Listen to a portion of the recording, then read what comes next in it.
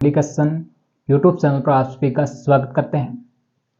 आज हम अशुभ परिसर के लिए सेकंड क्लास लेकर आए हैं। कल हमने रासायनिक अभिक्रिया के बारे में चर्चा की थी। रासायनिक अभिक्रिया के बारे में हमने एक एग्जाम्पल के द्वारा हमने समझा लिया था। आज हमारा छोटा सा हेडिंग है जिसको हम भौतिक परिवर्तन और रासायनिक परिवर्तन के बारे में आपको समझाने वाले हैं। साथियों, मतलब शानदार तरीके से हमारी क्लास से रेगुलर मतलब आएगी मतलब आज हम बात करने वाले हैं भौतिक परिवर्तन। मतलब भौतिक परिवर्तन होता क्या है और रासायनिक परिवर्तन होता क्या है, इसको हम आसानी तरीके से समझाने की कोशिश करेंगे। मतलब आ जाओ, पहला पॉइंट ले लेते हैं भौतिक परिवर्तन। मतलब इसको कहा जाता है फिजिकल सेंसेस भी कहा जाता है या भौतिक परिवर्तन। भौतिक परिवर्तन है क्या? आपने छोटी छोटी क्लासों के अंदर पढ़ा होगा भौतिक परिवर्तन क्या होता है, तो आपको आसान तरीके से इधर समझाने की कोशिश करें। मतलब भौतिक परिवर्तन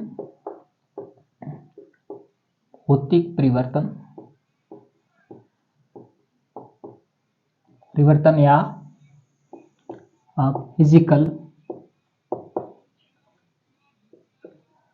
सेंसेस मतलब सेंस बदलाव हो या परिवर्तन भी कहा जाता है। मतलब एक छोटा सा उदाहरण है, छोटा सा एग्जाम्पल है, उस एग्जाम्पल के द्वारा हम समझाने की आप कोशिश करते हैं। देखो, एक हम पहला उदाहरण ले रहे हैं, इसका ना H2O। H2 क्या है? एक जल का फॉर्मूला है, मतलब पानी का सूत्र है, पानी का अणुसूत्र है। क्या है? पानी का अणुसूत्र या जल का अणुसूत्र है। ये क्या होता है? ये वाष्प अवस्था के अंदर भी बदलता है। क्या होता है? ये वाष्प अवस्था के अंदर भी H2O बदलता है और बर्फ में भी बदलता है।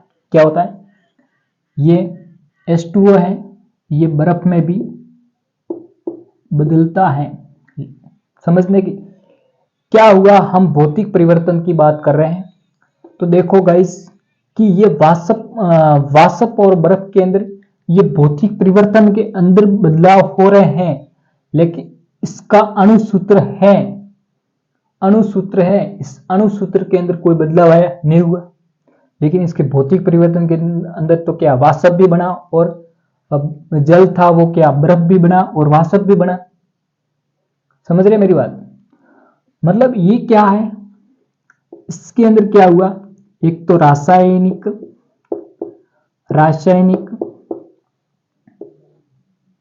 संगठन और रासायनिक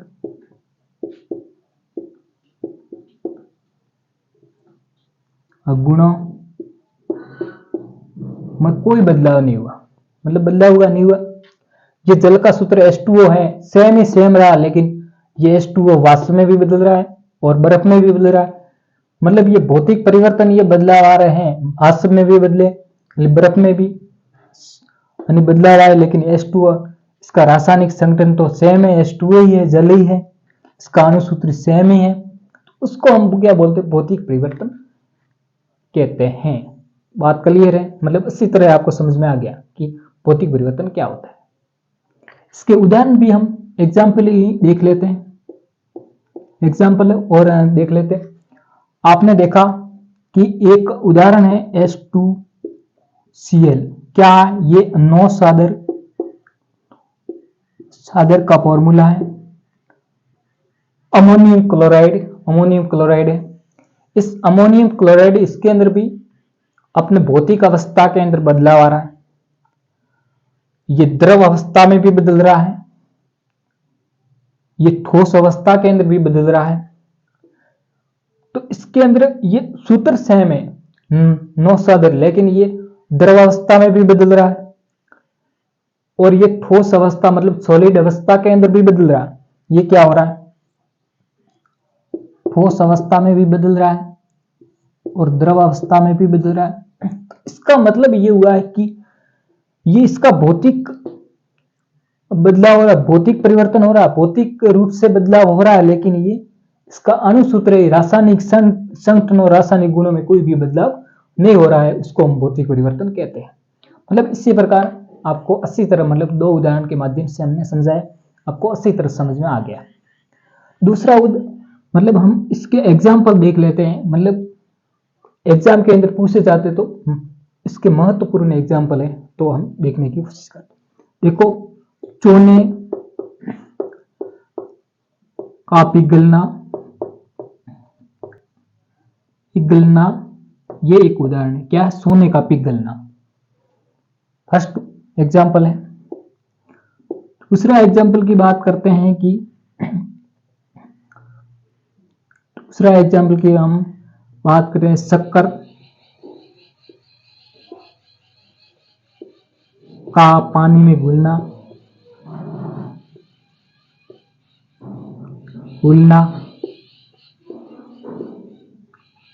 तीसरा उदाहरण की हम बात करते हैं, संघनन। आपने सुना होगा संघनन क्या होता है। संघनन में आपको अच्छी तरह समझाने की कोशिश करता हूं कि संघनन आपने सुबह की मॉर्निंग टाइम में देखा होगा। पौधों के ऊपर क्या होता है, जो जल होता है वो बूंदे के रूप में हमें दिखाई देता है। आपने देखा होगा पॉलीथीन की थैली लेनी है और किसी भी पादप के अंदर सुबह के टाइम में आपको उसके ऊपर डाल देनी है, और डाल देने के बाद में आपको क्या, जैसे उस थैले के अंदर बूंद बूंद जैसी जो जल होगा वो बूंद बूंद के रूप में रहेगा। उस बूंद बूंद रूप में जो जल होगा उसको ही संघनन के नाम से जानते हैं। किसके नाम से जानते हैं? संघनन के नाम से जानते हैं। तो ये होता है संघनन। चौथा उदाहरण होता है आसवन। ये भी महत्वपूर्ण उदाहरण है। और पांचवा उदाहरण जिसको हम बोलते हैं ऊर्ध्वपातन, ये भी इसका महत्वपूर्ण उदाहरण है। मतलब ये उदाहरण आपको याद रखना है कि भौतिक परिवर्तन के सोने का पिघलना और चक्कर का पानी में घुलना और संघनन, आसवन और ऊर्ध्वपातन, ये इसके उदाहरण है। किसके? भौतिक परिवर्तन के उदाहरण है। आपको अच्छी तरह भौतिक परिवर्तन समझ में आ गया होगा। आगे हम रासायनिक परिवर्तन के बारे में चर्चा करने वाले हैं। रासायनिक परिवर्तन होता क्या है? रासायनिक परिवर्तन को अच्छी तरह समझाने की हम कोशिश करेंगे।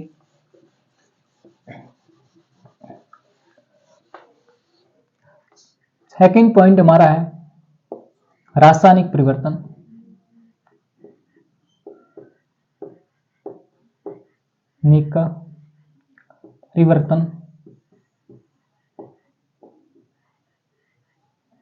मतलब केमिकल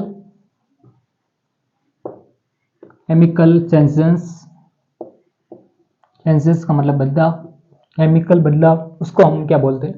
रासायनिक परिवर्तन कहा जाता है। रासायनिक परिवर्तन का मतलब होता है कि हम जैसे रासायनिक एक पदार्थ से दूसरा पदार्थ बनाया जा सकता है, मतलब एक पदार्थ से दूसरा नया पदार्थ बनाया जा सकता है। जो नए पदार्थ बनते हैं उस किसके अंदर बनते हैं? रासायनिक अभिक्रिया के अंदर बनते हैं। ये बात क्लियर रखना को, जब हम कुछ नए पदार्थों की बात करते हैं, एक पदार्थ से दूसरे पदार्थ बन रहा है, तो उसको हम रासायनिक परिवर्तन कहेंगे। एक एग्जाम्पल के द्वारा हम समझाने की कोशिश करते हैं, आप जिंदगी भर नहीं भूलोगे इस एग्जाम्पल को। इसका एक प्लस HCl क्या है? सोडियम बाइकार्बोनेट और HCl में हाइड्रोक्लोरिक अम्ल। क्या है? हाइड्रोक्लोरिक अम्ल। इसकी अभिक्रिया हम किसके साथ करवाते हैं? इसकी अभिक्रिया हम हाइड्रोक्लोरिक अम्ल के साथ करवाई तो हमें NaCl प्राप्त हुआ, एक हमें H2O जल प्राप्त हुआ और हमें CO2 प्राप्त हुआ। मतलब CO2 हमें प्राप्त हुआ जो ज्यादा मात्रा।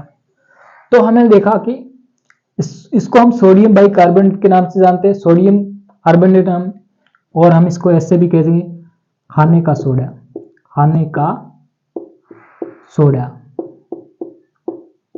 भी कहा जाता है। क्या कहा जाता है? खाने का सोडा भी कहा जाता है इसको।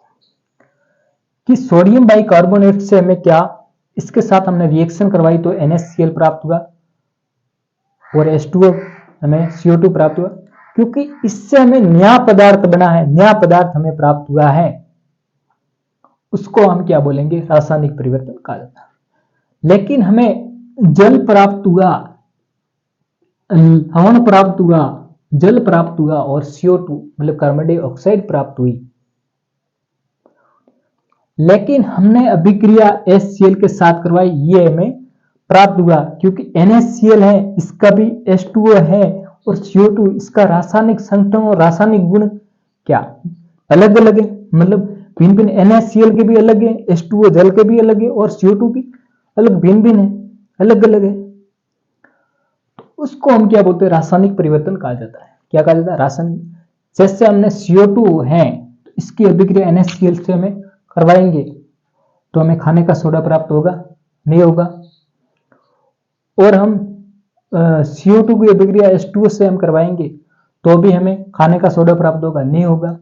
ऐसे परिवर्तन को हम क्या बोलते हैं, रासायनिक परिवर्तन कहा जाता है। समझ में आ गया कि जब हम किसी भी अभिक्रिया के अंदर, किसी दोनों पदार्थों के अंदर, एक पदार्थ से दूसरे पदार्थ के अंदर अभिक्रिया करवाते हैं, हमें नया पदार्थ बनता है, उसको हम रासायनिक परिवर्तन कहते हैं। लेकिन हम साइंस की भाषा के अंदर 10th तक की 10th क्लास की जो है इसकी डेफिनेशन है, उस डेफिनेशन के अनुसार हम देखें तो NaCl, H2O, CO2 इसके रासायनिक संगठन और रासायनिक गुणों के अंदर अब बदलाव देखा जाए, NaCl के अंदर देखा गया और H2O और CO2 के अंदर हमें दिखाई दिया और देखा गया, और देखने के बाद में हमें खाने का सोडा ये प्राप्त नहीं हुआ। ऐसे परिवर्तन को हम रासायनिक परिवर्तन कहते हैं। क्या बोलते हैं, रासायनिक परिवर्तन। आप नॉर्मल से आप याद रखते हैं कि एक पदार्थ से दूसरे पदार्थ मतलब नया पदार्थ बनता है, उसको हम रासायनिक परिवर्तन बोलते हैं। ऐसे भी कह सकते हो, समझ कह सकते हो। इसके उदाहरण की बात करते हैं हम। क्या उदाहरण की बात करते हैं, एक पहला उदाहरण है कोयले का जलना। कोयले का जलना, कोयला जल रहा है, कोयले का जलना, ये भी एक नया राख बन रही, कोयला जलने के बाद राख बन रही है, तो ये भी एक प्रकार का रासायनिक परिवर्तन है। इसके अंदर भी बदलाव हो रहा है, नया पदार्थ बन रहा है, वो दिखाई दे रहा है। और दूसरी बात करते हैं, और लोहे के जंग लगना, लोहा होता है और लोहे के जंग लगना, ये भी लोहा होता है, लोहे की जंग लगेगा और संसारण की क्रिया होगी, संसारण की क्रिया के द्वारा नया पदार्थ तो बन रहा है, तो इसका मतलब क्या, रासायनिक परिवर्तन हो रहा है। तीसरी बात कर रहे हैं तो कि दूध का दही में बदलना। दूध होता है, दूध का दही में बदलना, यह भी एक प्रकार का रासायनिक परिवर्तन कि दूध होता है वो दही में बदल रहा है, ये भी एक प्रकार का एक नया पदार्थ बन रहा है, वो भी क्या है, एक प्रकार का रासायनिक परिवर्तन है। क्या है, रासायनिक परिवर्तन है।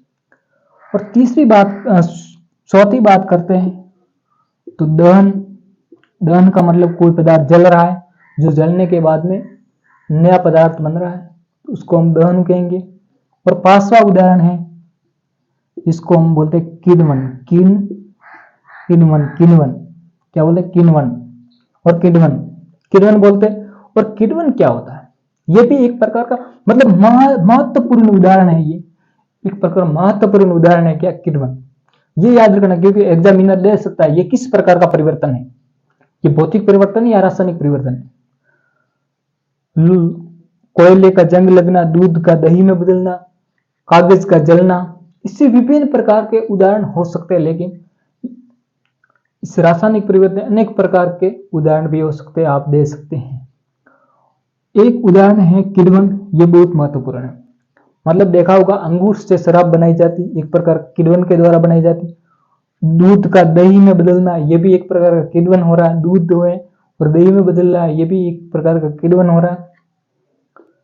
और किसी भी किण्वन का मतलब होता है जब कोई भी वस्तु, जैसे कोई भी वस्तु बना रहे हैं तो उसके अंदर उपयोग किया जाता है। जैसे किण्वन की प्रक्रिया के द्वारा हम शराब बना सकते हैं और हिस्ट जैसे इथेनॉल है, जैसे आपने देखा होगा ऑक्सीजन और पारुक अम्ल की क्रिया होती है, पारुक अम्ल की, जब उसके अंदर ऑक्सीजन नहीं होता है, ऑक्सीजन की हार्विक अम्ल के अंदर ऑक्सीजन की अनुपस्थिति होती है। अनुपस्थिति होने के कारण क्या होता है, उसके अंदर अनुपस्थिति हुई, अनुपस्थिति के कारण उसके अंदर इथेनॉल से और CO2 से क्रिया होती है, और क्रिया होने के बाद में एक नया पदार्थ बनाया जाता है। तो ये भी किसके अंदर, उसके अंदर किण्वन हो रहा है। इसी प्रकार हम ये रासायनिक अभिक्रिया कौन सी, ये रासायनिक परिवर्तन के अंदर एक महत्वपूर्ण उदाहरण है ये किण्वन के बारे में आपको ध्यान में रखना है। लोहे की जंग लगना, ये भी उदाहरण, कोयले का जलना, आपको कागज का जलना, ये भी उदाहरण है। दूध का दही में बदलना, ये उदाहरण। विभिन्न प्रकार के उदाहरण होते हैं, लेकिन हम महत्वपूर्ण उदाहरण है आपको दे दिए। मतलब आपको वीडियो कैसा लगा, लेक्सिकॉन पब्लिकेशन यूट्यूब चैनल को अच्छी तरह से आपको सब्सक्राइब कर देना है, और आगे भी हम ये सारा टॉपिक आपको अच्छी तरह समझाने की हम कोशिश करेंगे। Thank you, all the best, धन्यवाद।